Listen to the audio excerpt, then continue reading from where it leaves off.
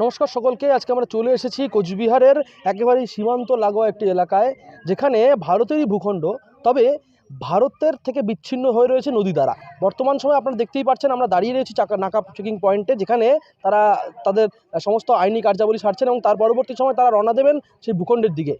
আমরা দেখব গোটা বিষয়টি, আমরা জেনে নেব, তাদের সাথে কথা বলবো, কী বিষয় রয়েছে, কী বলছেন তারা। খুবই প্রবলেম।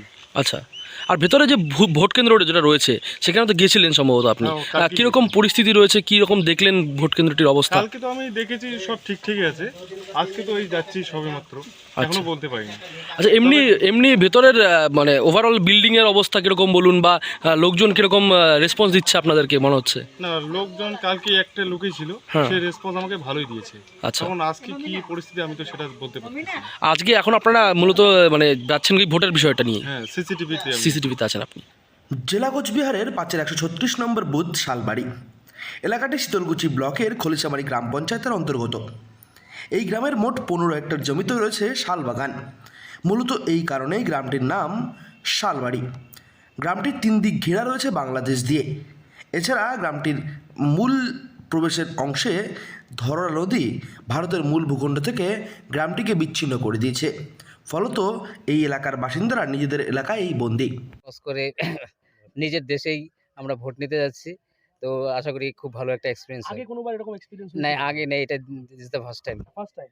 বলছি, এই যে প্রথমবার যাচ্ছেন, কতটা মানে ভীতি কাজ করছে বা কতটা আনন্দ হচ্ছে, কি বলবেন? ভীতি, অ্যাকচুয়ালি আমরা যারা ইলেকশন করি তাদের ভীতি, অনেকে হয়তো বলে যে ইলেকশন একটা খুব টাফ ওয়ার্ক, এখানে প্রচণ্ড ভয় ভীতি থাকে, কিন্তু আমরা যা সিকিউরিটি বা যা পাচ্ছি ইলেকশন কমিশনের কাছ থেকে, তাতে আমরা যথেষ্ট হ্যাপি এবং স্যাটিসফাইড। এই এলাকায় সীমান্তের কাঁটাতারের বেড়া বসানো সম্ভব নয়, কারণ কাঁটাতারের বেড়া বসলে এলাকার মানুষেরা বসবাস করার জায়গাটুকু পাবেন না। মূলত এ কারণেই এখানে সীমান্তরক্ষী বাহিনীর চেকিং পয়েন্ট রয়েছে, যেই চেকিং পয়েন্টে সচিত্র প্রমাণপত্র দেখিয়ে তারপর এলাকায় প্রবেশ করতে হয়। এলাকায় ভোট গ্রহণ কেন্দ্র রয়েছে, তবে ভোট গ্রহণ কেন্দ্র কিন্তু এখনও কীরকম পরিস্থিতি রয়েছে তা কিন্তু কেউ বলতে পারছেন না। বিভিন্ন ধরনের অশান্তির কারণে। তবে এই যে এলাকা, বারংবার শুনতে পাওয়া যায় যে এই এলাকায় কোনো রকম ভোটের উত্তাপ নেই, কোনো রকম ঝামেলা হয় না।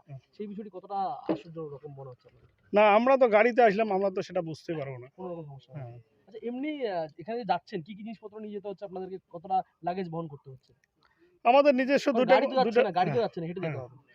আমাদের নিজস্ব 2-1টা ব্যাগ থাকেই, তারপরে তো ওই যে আমাদের ভিভি প্যাড, তারপরে ওগুলো থাকছে। হ্যাঁ সিউ বিউগুলো থাকছে। আর বাকি কজন যাচ্ছেন আপনারা? আমরা 4 জন, তারপরে পুলিশ কর্মী আছে একজন। আপনারা শুনতেই পারলেন কি বলছেন এই যে ভোট গ্রহণ কর্মীরা যারা যাচ্ছেন নদী পেরিয়ে ভারতেরই একটি অন্য ভূখণ্ডে, যেই ভূখণ্ডে ভারতের মানুষেরাই পরাধীনভাবে বসবাস করছেন।